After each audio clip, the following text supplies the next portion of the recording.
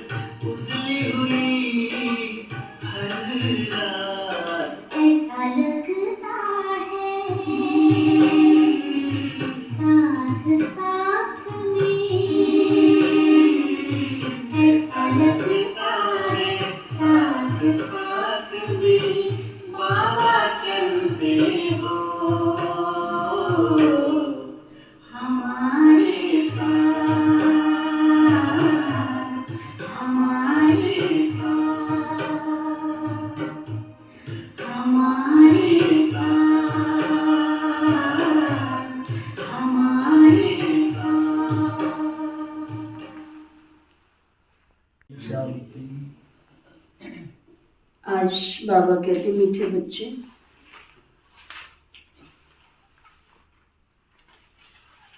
सदा अपने को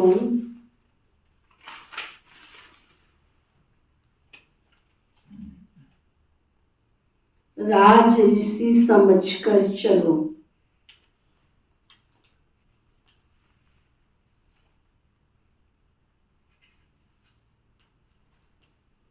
तो तुम्हारे सब दिन सुख से बीतेंगे।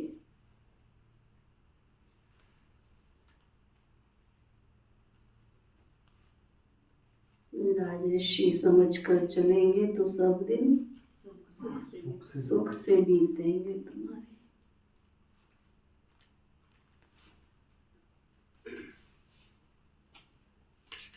माया के खुटके से बचे रहेंगे।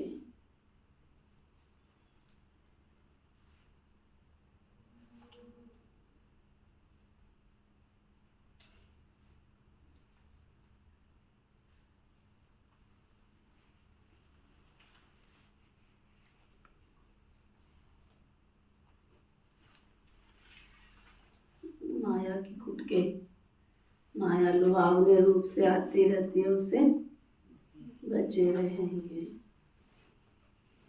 फिर बाबा पूछ रहे हैं, कौन सा चांस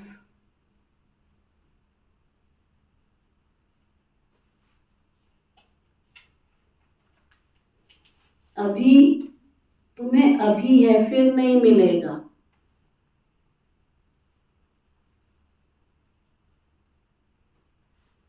कौन सा चांस तुम्हें अभी मिला है, फिर नहीं मिलेगा।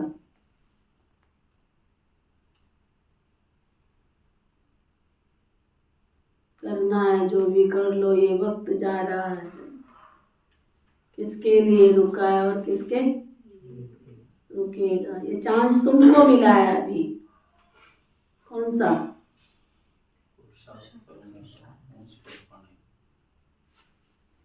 बाबा कहते हैं अभी बहुत थोड़ा सा समय है जिसमें पुरुषार्थ कर पढ़ाई से उच्च पद पा सकते हो। और थोड़ा सा समय दिख रहे हैं ना दुनिया के हालात।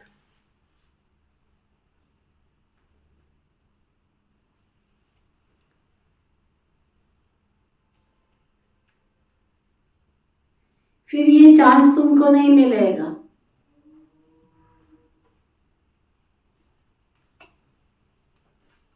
ना, अभी तो चांस है, फिर नहीं मिलेगा ये चांस।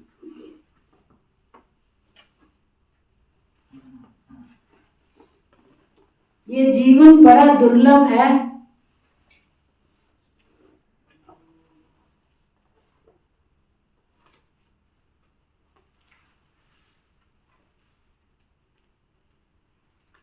इसलिए कभी ये ख्याल नहीं आना चाहिए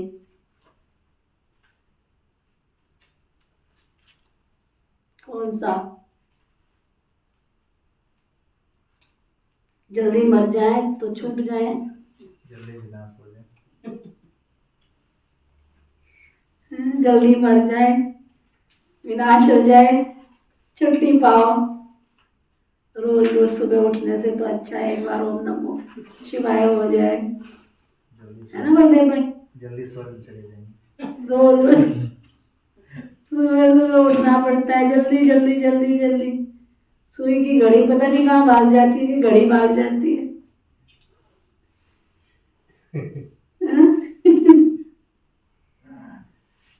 ये ख्याल उन्हें आता है जिन्हें माया बहुत तंग करती है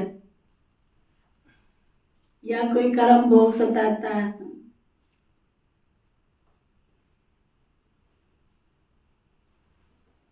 तुम्हें तो बाप की याद से माया जीत बनना है ना। तुम तो बाबा की याद से माया जीत बनो।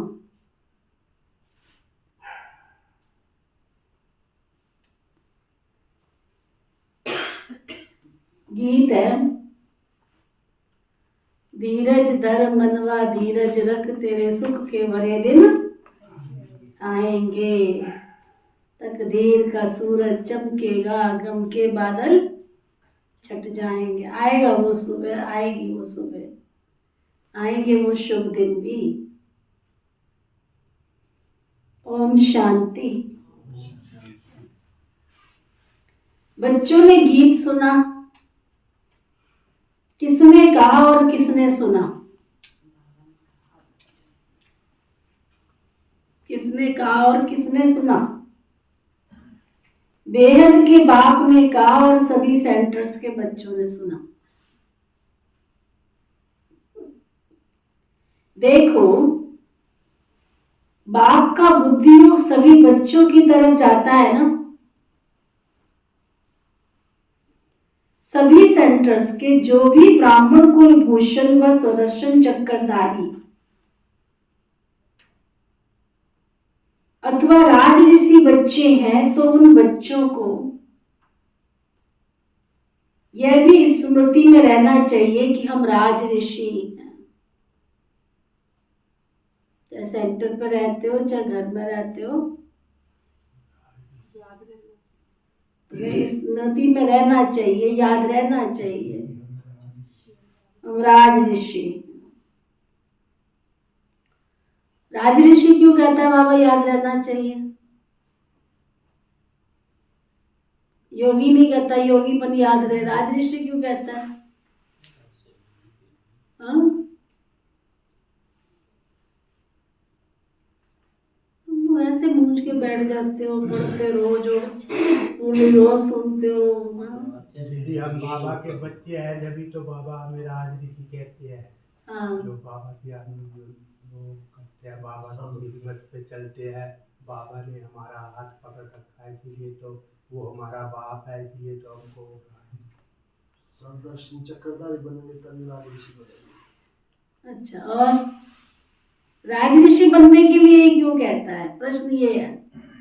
राजऋषि बनेंगे दीदी तभी हमारी आत्मा का विकास होगा ना। जब हमारे ऊपर अपने ऊपर ध्यान रखेंगे, हमें क्या कार्य करना, क्या नहीं, राज अपने ऊपर राज करना, अपनी कर्म इंद्रियों पर राज करना। राजाई का मतलब क्या है?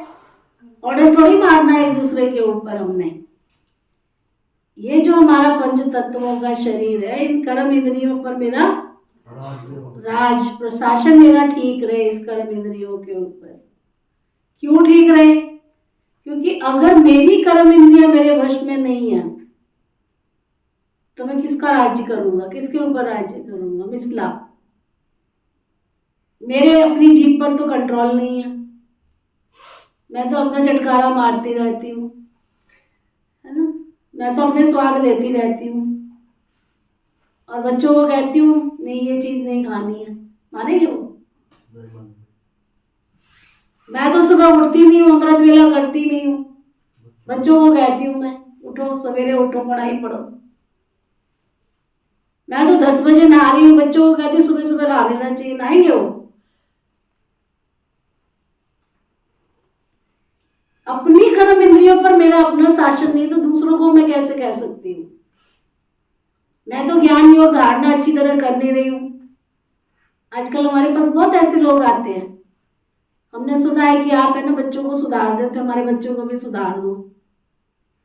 हाँ जी, बिल्कुल पक्की बात है, तुमने ठीक तो सुना है कि हम बच्चों को सुधार देते हैं। तो तू भी तो शिव बाबा की बच्चा है कि नहीं है? पहले तो तू सुधर। नहीं, मेरे पास तो टाइम नहीं, मैं इसको छोड़ जाया करूंगी। मैं कहा ये छोटे बच्चों का स्कूल नहीं है, ये बड़े बच्चों का स्कूल है।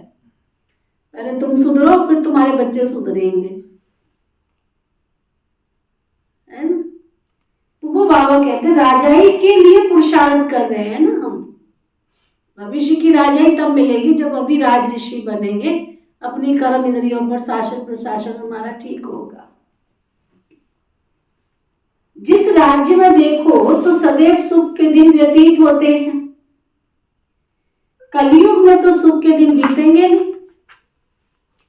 तुमको मुझे आज ही सुख मिल जाए सो तो बाबा कहते इस कलयुग की दुनिया में तो इम्पॉसिबल। भाई बाबा को याद करो ना करो तुम्हारी मर्जी है, लेकिन इस कलयुग की दुनिया में बाबा कोई गारंटी नहीं करता कि तुमको सुख मिलेगा।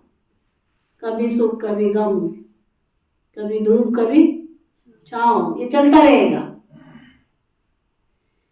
तुम जो राज ऋषि हो तो तुम्हारे सुख के दिन व्यतीत होते हैं। सुख के दिन यहां बीतने चाहिए ना। अगर बच्चे अपने को राज ऋषि समझते हैं और निश्चय अटल अडोल कायम है, तो बाबा कहते सुख के दिन बीत जाएंगे इस कलयुग की दुनिया में अगर तुम चाहते हो। लेकिन पहली बात, अपने आप को राज ऋषि समझे। दूसरा, अचल अडोल स्थैर्यम रहें। नहीं तो घड़ी घड़ी भूल जाने से माया के खुटके बहुत आते। बच्चे जानते हैं बाप से राजयोग सीखकर सदा सुख का वर्षा ले रहे हैं अथवा नर से नारायण बन रहे हैं। सो तो सिवाय परमपिता परमात्मा के तुमको ऐसा नर से नारायण कोई बना ना सके। परमपिता परमात्मा जब कहा जाता है तो किसी साकार व आकार की तरफ बुद्धि तो नहीं जाती। निराकार बाप को ही निराकार बाप को ही याद करते हैं ना। देखो ये भी कितना गूढ़ रहस्य है। जब कहते हैं हे कृष्णा तो कृष्णा की मूर्त सामने आती है। चाहे कृष्णा को कोई कितना भी भगवान समझे, कोई कितना भी कहे भगवान है कृष्ण जी, लेकिन कृष्णा को याद करेंगे तो कौन याद आता है? कृष्णा। लेकिन जब अकेले में कहते हैं हे भगवान तो कृष्णा याद आता है। तब हनुमान जी गणेश जी कोई सामने आते हैं।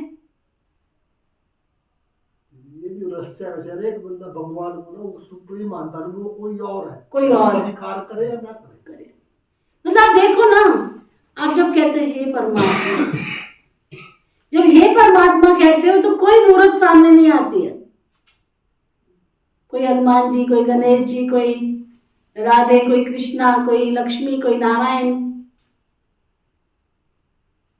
ऊपर की तरफ ध्यान जाता है, ऊपर की तरफ जाए, या फिर समझ लो कि जैसे उनको नहीं अगर कोई ऊपर ध्यान दे रहा है, लेकिन मतलब अनकॉन्शियस रूप में दिखाई पड़ता है कि कोई चीज है जिसको हम याद कर रहे हैं, है ना। क्योंकि हकीकत तो पता नहीं है ना। जब कृष्णा कहते हैं तो कृष्णा सामने आता है, हनुमान जी कहते हैं हनुमान जी सामने आते, गणेश जी कहते हैं गणेश जी सामने आते।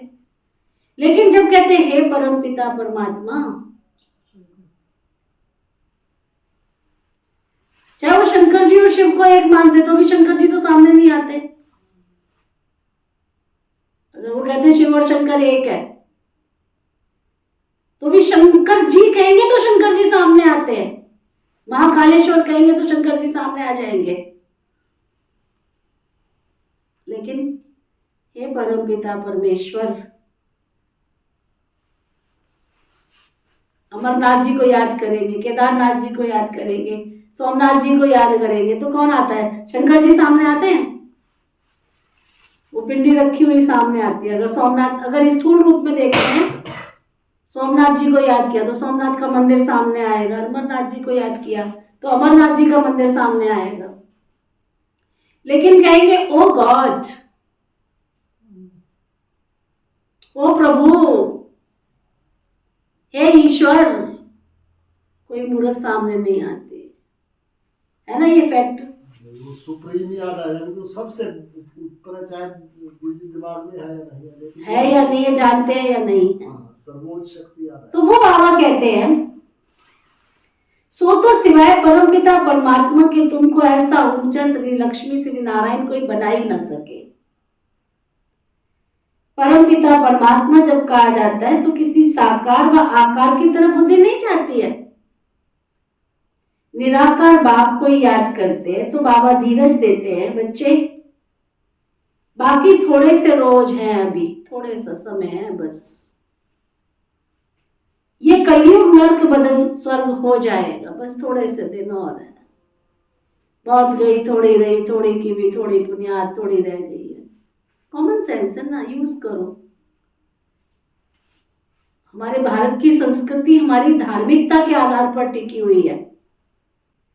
तो बाबा कहते हैं, बाप धीरज देते हैं, बच्चे बाकी थोड़े से रोज हैं, ये कलयुग नर्क बदल के स्वर्ग हो जाएगा। हेवन की स्थापना, हेल का विनाश तो गाया हुआ है ना। भगवान स्वयं बैठ राजयोग सिखाते हैं। कोई भी मनुष्य चाहे हेल है चाहे हेवन का हो, राजयोग तो सिखा ही नहीं सकता, चाहे नरक का हो चाहे स्वर्ग का हो। ये क्यों कहा बाबा? शिव बाबा आएंगे तो राजयोग सिखाएंगे ना। बच्चे जानते हैं हम ब्रह्मा मुख वंशावली ब्राह्मण कुल भूषणी स्वदर्शन चक्रधारी हैं। हम आत्माओं को सृष्टि की नॉलेज है, देवता ये नहीं जानते। स्वदर्शन चक्र श्री कृष्ण को व विष्णु को क्यों दिया है? क्योंकि तुम ब्राह्मण अभी संपूर्ण तो नहीं बने हो ना, नीचे ऊपर होते रहते हो। ये सुदर्शन चक्र की निशानी फाइनल की है। आज तुम सुदर्शन चक्र फिराते हो, कल माया से हार खा कर गिर पड़ते हो, तो तुमको कैसे ये अलंकार दे दे कि तुम सुदर्शन चक्रधारी हो? सुदर्शन चक्र तो स्थायी चाहिए ना, इसलिए विष्णु को दिखाते हैं। ये बहुत बुरी बातें। जहां भी विष्णु का मंदिर हो वहां कोई भी सुदर्शन चक्रधारी का मंदिर हो, वहां जाकर के तुम समझा सकते हो कि तुम जो तुम्हारा इष्ट है ना, जो तुम जिसकी पूजा कर रहे हो ना, उसको पहले पूछो तो सही, समझो तो सही वो कौन है, उसको ऐसा किसने बनाया, क्या तुम ऐसा बन सकते हो कि नहीं। जहां भी विष्णु का मंदिर है समझा सकते हो। श्री कृष्ण को भी सुदर्शन चक्र देते हैं। राधे कृष्ण युगल के चित्र में सुदर्शन चक्र तो नहीं देते हैं ना। जहां पर राधे कृष्ण का चित्र युगल रूप में दिखाते हैं वहां थोड़ी चक्कर देते हैं। स्वदर्शन चक्रधारी, तो इस समय तुम ब्राह्मण कुल भूषण बनते हो, जिनको परमपिता परमात्मा स्वदर्शन चक्रधारी अथवा त्रकालदर्शी बनाते। वही जब देवता बनते तो उनको त्रिनेत्री त्रिकालदर्शी त्रिलोकीनाथ नहीं कह सकते, क्योंकि सीढ़ी ऊपर से नीचे चढ़ते फिर उतरते हैं। अभी तो तुम स्वर्ग की सीढ़ी ऊपर चढ़ते हो ना, सतयुग में तो सीढ़ी नीचे उतरनी है, फिर तो नीचे कीर्ति कला में आ जाएंगे। वहां ये ज्ञान होता ही नहीं है। वहां ये मालूम होता है तो तुम राजा ही ना कर सको, ये चिंता हो जाए। तो अब बाप बच्चों को धीरज देते हैं, बच्चे घबराओ मत, तुम्हें माया पर जीत पानी है। माया के तूफान तो बहुत आएंगे, साथ साथ बाबा पक्का भी कर देते, तूफान तो बहुत आएंगे। तूफान पूछ के आएंगे। रोज के हम समाचार सुनते हो, सुना रहे तुर्की का समाचार। अब वीडियो तो देखो, बिल्डिंग ऐसे जैसे ताश के पत्ते से बिखर गई। बस छोटे होते थे ना माचिस का गेम खेलते थे, खेला होगा आप लोगों ने भी, है ना। माचिस का वो बनाते थे, बड़ी बड़ी बिल्डिंग बना लेते थे। फूंक मारो, लो जी तेरी बिल्डिंग गिर गई। खेला है? पहले यही तो गेम होते थे। और गेम क्या होते थे? गुड्डे गुड़ियों के गेम। मिट्टी से भी बनाते थे। फिर पैर लगाया, चल मेरे भाई गिर गए। कितनी देर लगेगी विनाश होने में? कितनी देर लगेगी? कितना देर लगेगी परिवर्तन होने में? कोई ज्यादा समय नहीं लगेगा। अच्छा, बाबा कहते माया तो योग तोड़ेगी, तो माया के तूफान आएंगे तो जरूर विघ्न पड़ेंगे। अच्छा, इसका इलाज क्या है? इलाज योग में रहो। लिखो मोटे अक्षरों में, माया के तूफानों को जीतने का उपाय क्या है? योग। अब आगे लिखो, माया तो योग भी तोड़ेगी तुम्हारा। ये माया ही तो योग तोड़ रही है। क्या करती है?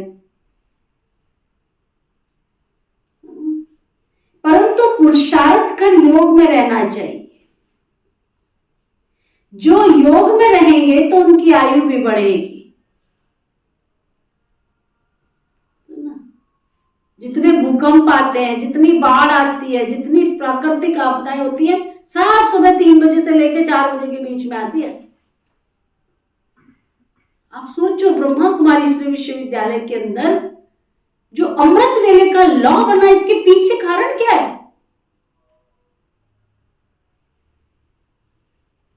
ऑल ओवर वर्ल्ड के अंदर कोई अमृत वेला नहीं करता है।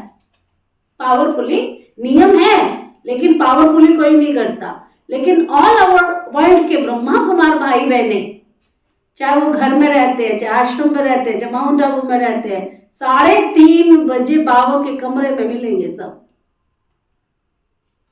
क्यों? बाबा ने दूरंदर्शी बाबा है ना।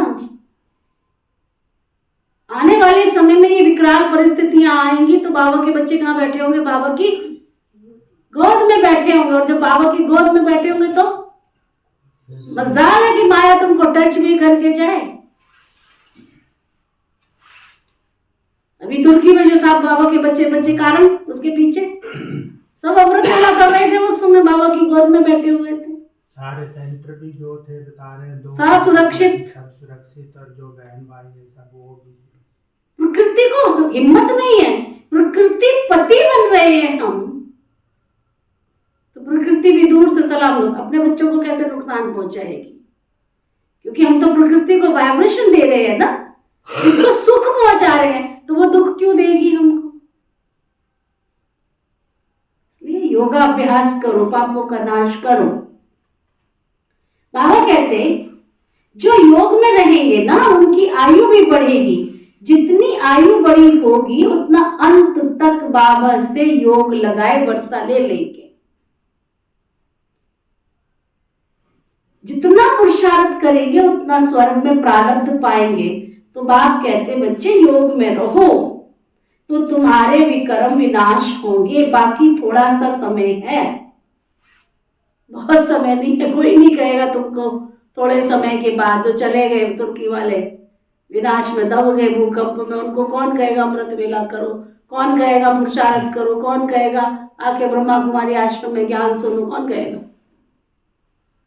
बहुत थोड़ा सा समय, बहुत गई थोड़ी रही, थोड़ी की भी थोड़ी बुनियाद, थोड़ी सांसों में चल रही है ये सृष्टि, है ना, एक विनाश का चित्र। ऑक्सीजन लगी हुई है बेचारे को, ब्रह्मा कुमारी कान में गंगा जल डाल रही है, ज्ञान अमृत पिला रही है। चित्र लगे होने चाहिए सारे। सुना, बाबा कहते बाकी थोड़ा सा समय, तुम ऐसे नहीं कहेंगे विनाश जल्दी हो हम स्वर्ग में जाएं, क्योंकि ये जीवन बड़ी दुर्लभ है। ऐसे नहीं कि अभी शरीर छोड़ फिर नया शरीर लेकर पढ़ाई पढ़ सकेंगे। बाल अवस्था में ही होगा तो विनाश आरंभ हो जाएगा, बालिक भी नहीं बन सकेगा, क्योंकि इसमें छोटे बड़े सबका विनाश होने वाला है। थोड़ी प्रकृति ने छटाई की क्या? विनाश के समय छटाई होती है क्या? इस घर में कितने छोटे बच्चे हैं, कितने बड़े हैं, खाली बड़े बड़े बुजुर्ग हैं, उनको अनाउंसमेंट हो जाए सब बाहर आ जाओ जलजिला आने वाला है, ऐसा होता है क्या? मौका ही नहीं मिलता जी। फिर दीदी जी यहाँ मिस्र में ना वो एक खबर थी, 3-4 घंटे पहले ना पशु पक्षियों ने अलार्म दे दिया। बिल्कुल बिल्कुल नहीं, पशु पक्षी तो सब जगह अभी भी पहले भाग जाते हैं, उनको पता होता है। एक मानव है ना, आलस अंदर भरा पड़ा है, बुद्धि पर। मैं कल भी बात कर रही थी वहां पे कि जब मेरी बुद्धि परमात्मा के साथ कनेक्टेड है ही नहीं है, फंसे पड़े ना। जानवर तो फंसे तो नहीं है ना, उनको तो जब भूख लगती है तब भोजन ढूंढने के लिए निकलते हैं। जोड़ कर रखते हैं क्या वो? उनको घर बनाने की चिंता तो है नहीं जो उनकी बुद्धि लगी रहे। तो बुद्धि उनकी खाली है ना, चाहे वो बुद्धू है लेकिन बुद्धि तो खाली है ना। उनको स्मेल आ जाती है पहले से कि यहाँ नुकसान होने वाला है, भाग जाते हैं। बहुत गहरी साइकोलॉजी है ये। और हमारी बुद्धि कहाँ रहती है सारा समय? खाऊं खाऊं पेट में मिलाऊं। तो बुद्धि को मार्जिन नहीं है ना खाली होने की, तो भगवान टच कैसे करेगा? वो तो टच करेगा लेकिन टच कैसे करेगा?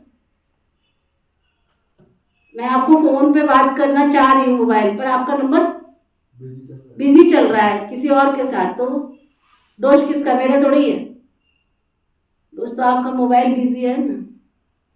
आपका खाली होगा तो मेरी बात आप तक पहुंचेगी ना।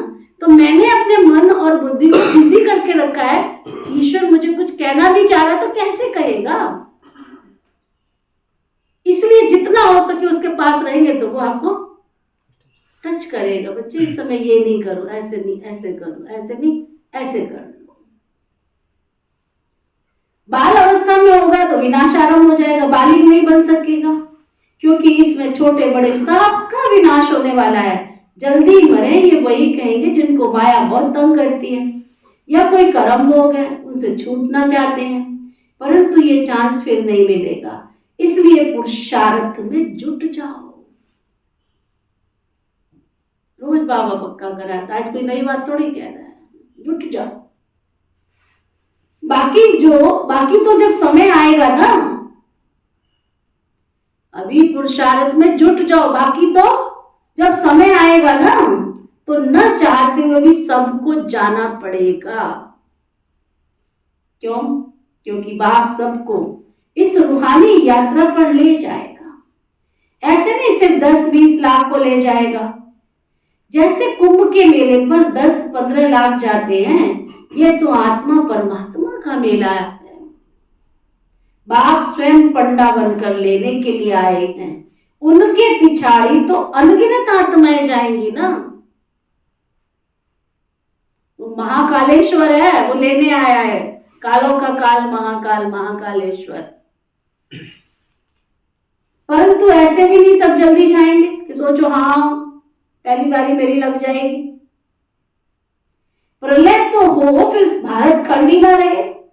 परंतु ये भारत अविनाशी खंड है, यहाँ बहुत रह जाते हैं। फिर सतयुग में एक ही सूर्यवंशी राजधानी स्थापन होगी। कलयुग विनाश हो, सतयुग स्थापन होने में बीच का थोड़ा सा ये समय मिलता है, इसमें थोड़े से रह जाते हैं जो नए सिर अपनी राजधानी बनाते हैं। बाकी पुरुषार्थ का यही थोड़ा सा समय है। बाकी पुरुषार्थ का यही थोड़ा सा समय, इसको कल्याणकारी युग कहा जाता है। दूसरे संगम को कल्याणकारी नहीं कहेंगे, क्योंकि नीचे उतरते जाते हैं। अब संपूर्ण सुख से संपूर्ण दुख में आ गए हैं, ये नॉलेज और किसकी बुद्धि में नहीं है। आगे हम भी कुछ नहीं जानते थे, अंधश्रद्धा से सबकी पूजा करते रहते थे। अब तो हर प्रकार की श्रीमत मिलती है, धंधा भी वही करते हैं जो कोई बिरला व्यापारी करे। जैसे हुनर सीखना होता है ना, ये है मनुष्य को देवता बनाने का हुनर। इस पर बच्चों को ध्यान देना चाहिए ना। बाबा रोज अमृत वेले आकर के पढ़ाते हैं, तो उस समय बाप के सामने सब सेंटर्स के बच्चे हैं। बाबा कहते मैं भी तुम सभी बच्चों को याद करता हूं। इसमें माया मुझे विघ्न नहीं डालती है। सुना, जब बाबा पढ़ाते तो इसमें माया कोई विघ्न नहीं डालती है। तुम बच्चे मुझे घड़ी घड़ी भूल जाते हो, फिर माया तुमको विघ्न डालती। कोई कोई लिखते बाबा हम बच्चों को ना भुलाना, परंतु मैं कभी नहीं भूलता। मुझे तो सबको वापस लेकर के जाना है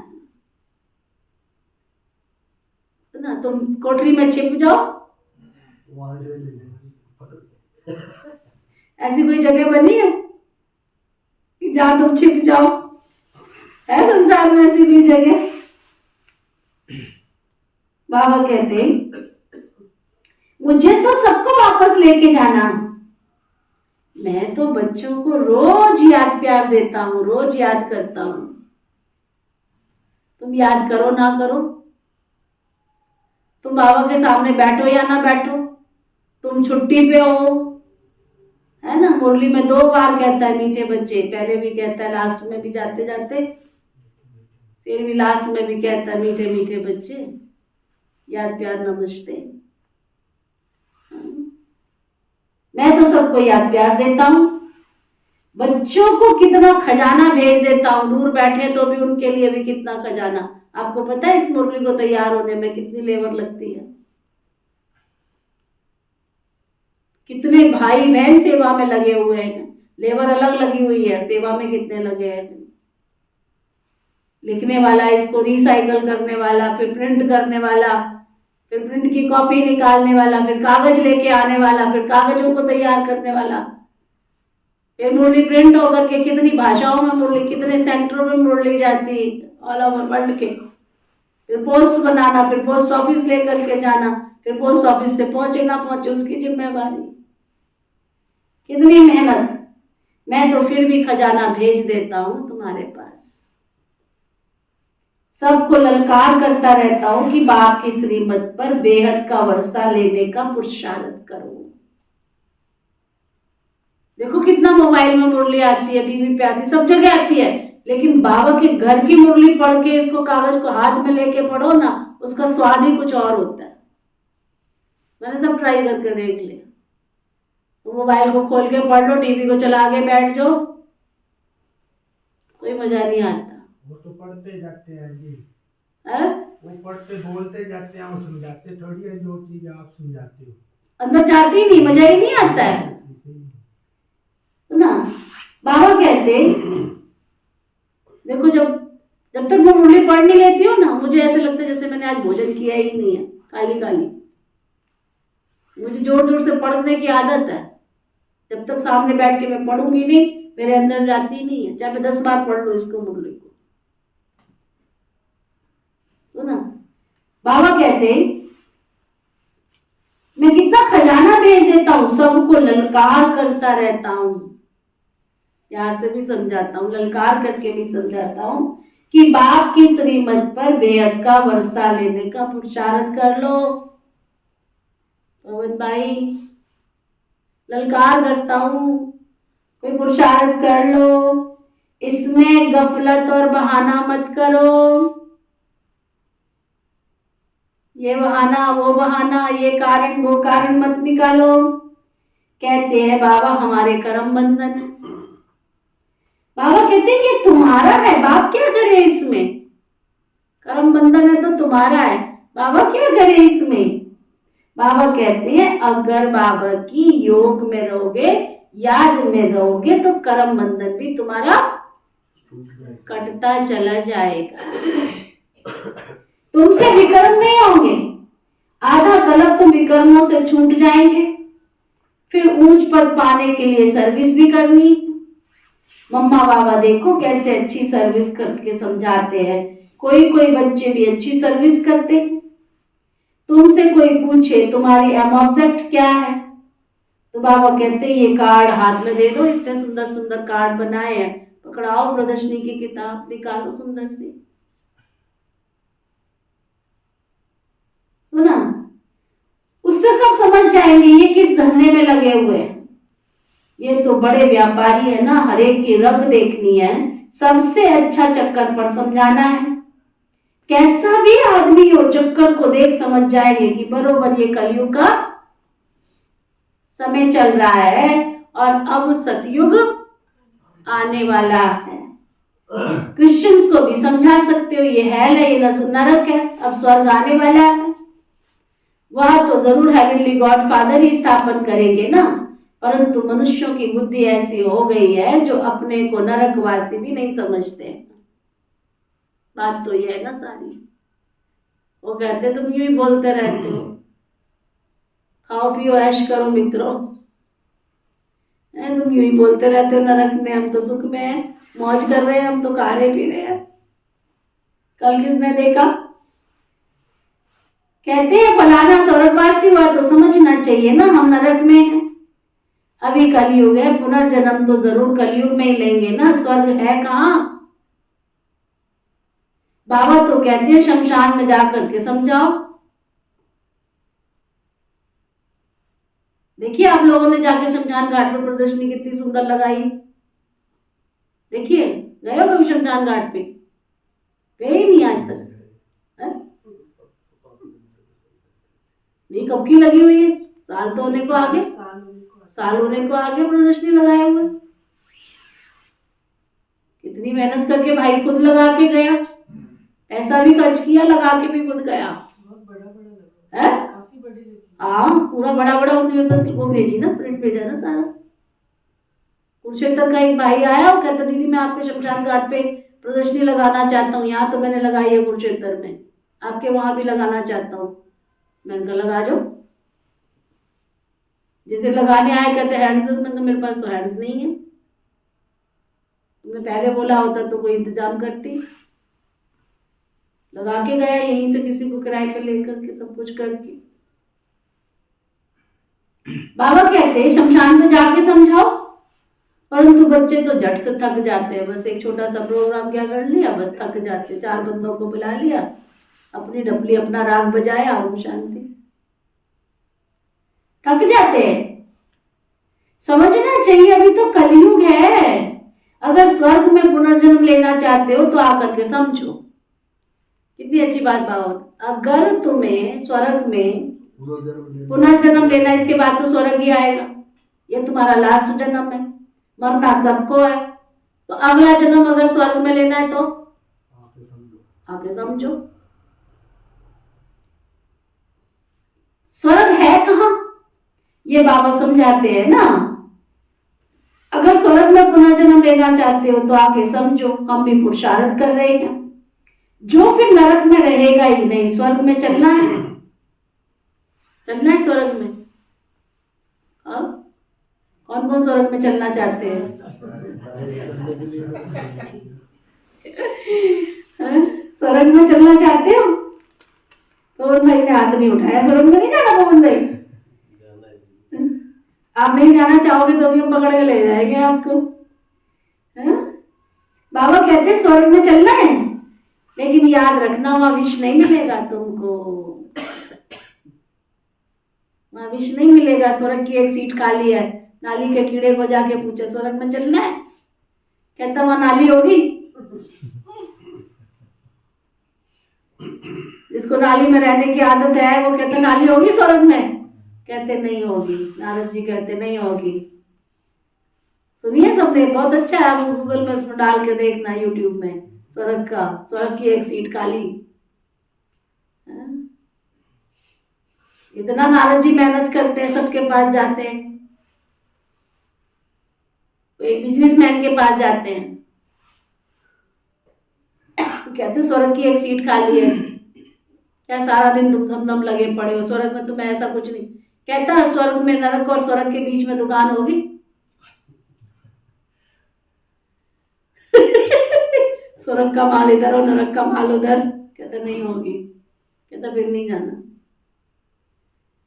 वो कहता सबसे लास्ट में जब थक जाता है ना, तब जाता नाली के कीड़े के पास, कि ये तो शांति से बैठा है, इसी को पूछ लेता हूँ।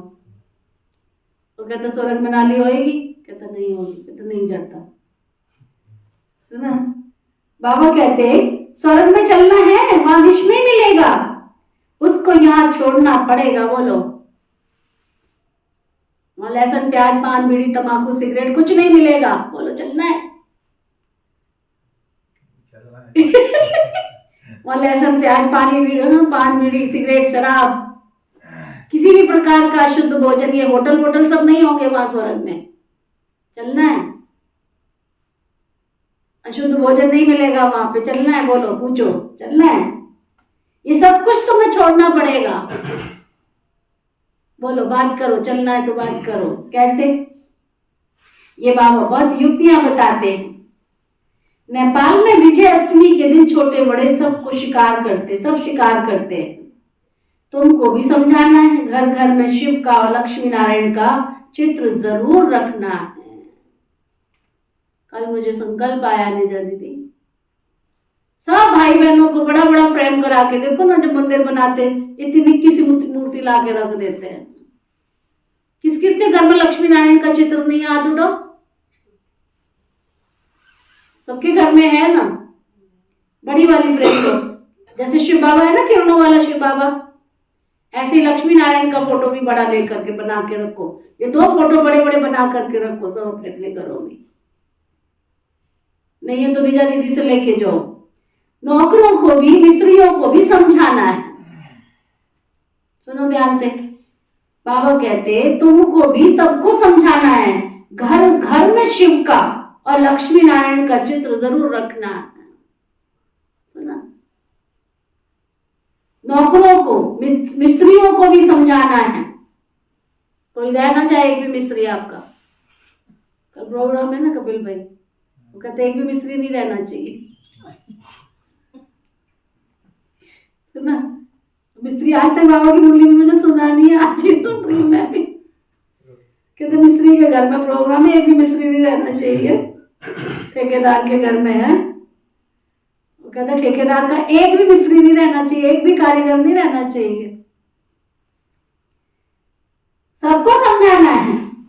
मौत सामने खड़ा हुआ है, विपदा सामने खड़ी है। बाबा को याद करो तो वर्षा मिल जाएगा। बाप सभी की मनोकामना पूरी करने के लिए आते हैं ना, सबकी मनोकामना पूरी करते हैं। योग लगाने से बाप साक्षात्कार भी करा सकते हैं। देखा आया ना, अगर हम बाबा की याद में होंगे तो बाबा तुम्हें साक्षात्कार करा देंगे, टच करेंगे तुम्हें। बच्चे हट जाओ यहाँ से, चले जाओ यहाँ से, विपत्ति आने वाली है, विपदा आने वाली है। बाप है ही कल्याणकारी, तो बच्चों का ही कल्याण करेंगे ना। जो बाबा के बच्चे उन्हीं का कल्याण करेंगे ना बाबा। ऐसा कल्याणकारी बनना है। गरीब ही अपना कल्याण करते हैं, साहूकार तो बड़ा मुश्किल से करते हैं। सन्यासी भी जो नामी ग्रामी है वो भी अंत में आ जाएंगे, अंत में आ जाएंगे। जाएंगे कहाँ? नामी ग्रामियों ने भी मत्था तो यही टेकना है ना, जाएंगे कहाँ? हट्टी तो यही है ना, दर तो यही है ना, कहाँ जाएंगे? अब बहुत करके गरीब साधारण ही ज्ञान लेते हैं। बाबा भी तो साधारण तन में ही आता है, गरीब में नहीं, साधारण तन में। अगर ये भी गरीब होता तो कुछ कर ही नहीं सकता। गरीब इतनों की संभाल कैसे करते? तो बहुत युक्ति देखो बाबा ने कैसी रची। साधारण हो बलि चढ़े, फिर इतने सबकी परवरिश होती रही। इनके साथ साथ और बहुत बलि चढ़ बारिश भी बन गए, बहुत बाबा के बच्चे कुर्बान गए, वारी गए। अच्छा, मीठे मीठे सिकिल दे बच्चों प्रति माता पिता बाप दादा का याद प्यार और गुड मॉर्निंग। रूहानी बाप की रूहानी बच्चों को नमस्ते। हम सब रूहानी बच्चों की रूहानी बाप दादा को सिखवा प्रेम से नमस्ते नमस्ते नमस्ते जी। धारणा के लिए मुख्य सार,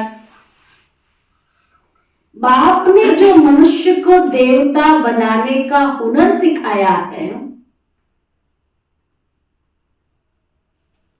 बाप ने जो मनुष्य को देवता बनाने का हुनर सिखाया है, उसमें ही लगना है।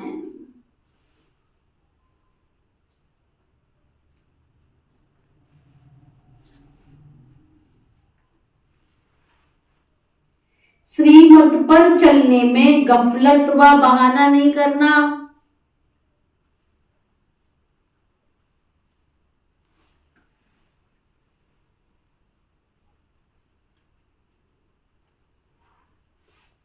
कर्म बंधनों से छूटने के लिए बाबा की याद में रहना है।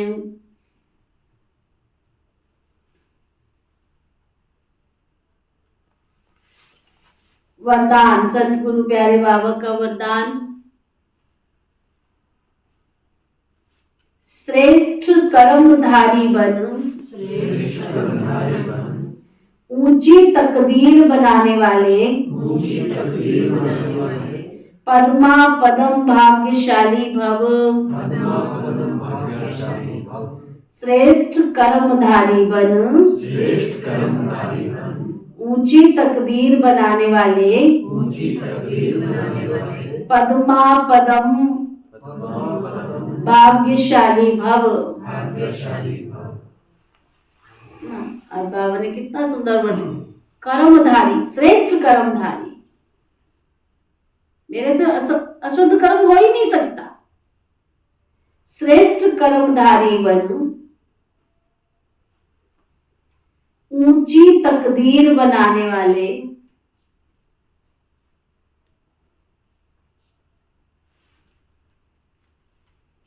पद्मा पदम भाग्यशाली भव।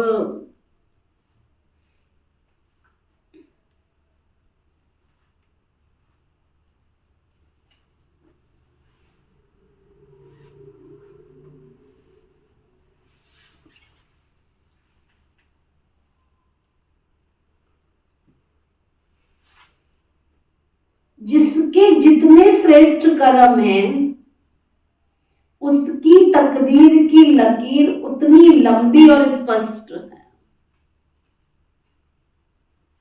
ना। जिसके जितने श्रेष्ठ कर्म है उसकी तकदीर की लकीर उतनी लंबी और स्पष्ट दिखाई देगी। तकदीर बनाने का साधन है ही श्रेष्ठ कर्म। तो श्रेष्ठ कर्मधारी बनो और पद्मा पदम भाग्यशाली की तकदीर प्राप्त करो। लेकिन श्रेष्ठ कर्म का आधार है श्रेष्ठ स्मृति।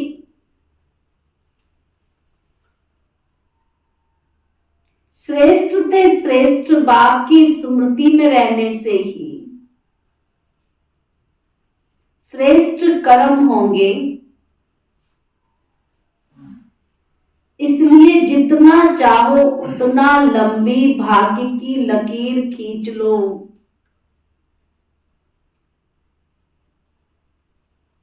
इस एक जन्म में अनेक जन्मों की तकदीर बन सकती है।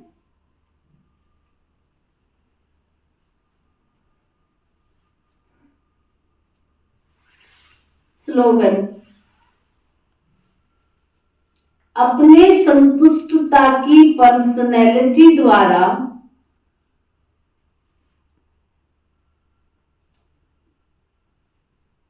अनेकों को संतुष्ट करना ही संतुष्ट मणि बनना है।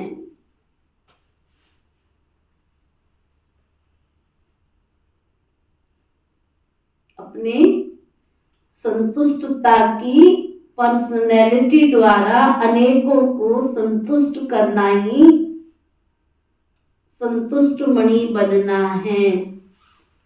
आज का रूहानी इंजेक्शन, मैं संतुष्ट मणि आत्मा हूं।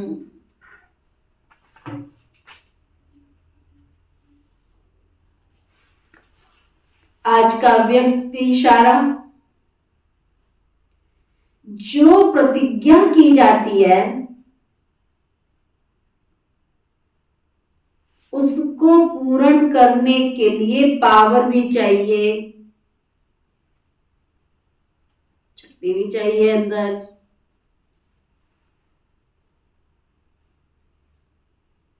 कितना भी फिर सहन करना पड़े, अगर आपने प्रतिज्ञा कर ली है तो फिर उसके बाद कितना भी सहन करना पड़े, सामना करना पड़े, लेकिन प्रतिज्ञा को पूरा करना ही है। प्राण जाए परंतु प्रण ना जाए। भले सारे विश्व की आत्माएं मिलकर आपकी प्रतिज्ञा को हटाने की कोशिश करें तो भी प्रतिज्ञा से नहीं हटेंगे, लेकिन सामना करके संपूर्ण बन करके ही दिखाएंगे। ऐसी प्रतिज्ञा करने वालों का यादगार अचल घर है। ओके, ओम शांति शांति शांति।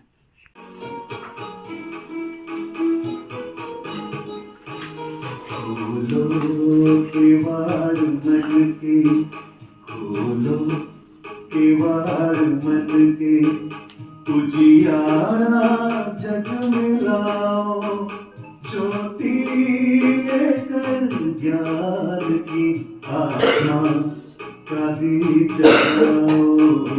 खोलो किवाड़ मन के।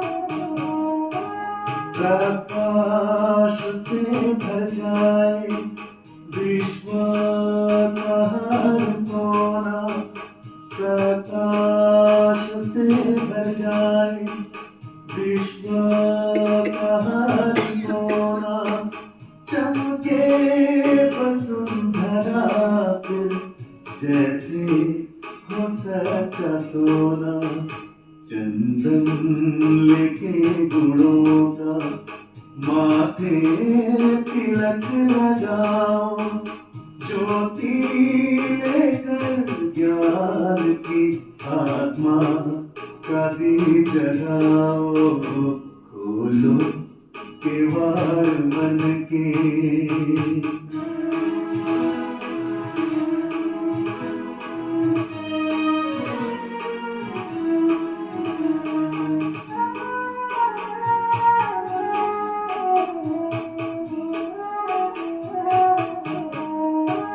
सींचो पौधे गुणों की, आए बहार सुहानी। सींचो पौधे गुणों की, आए बहार सुहानी। सूखी हुई बगिया में खुशबू फैले रूहानी। निराकार भगवान का सबको पता बताओ, ज्योति लेकर ज्ञान की आत्मा का दीप जलाओ, खोलो केवाड़ मन के।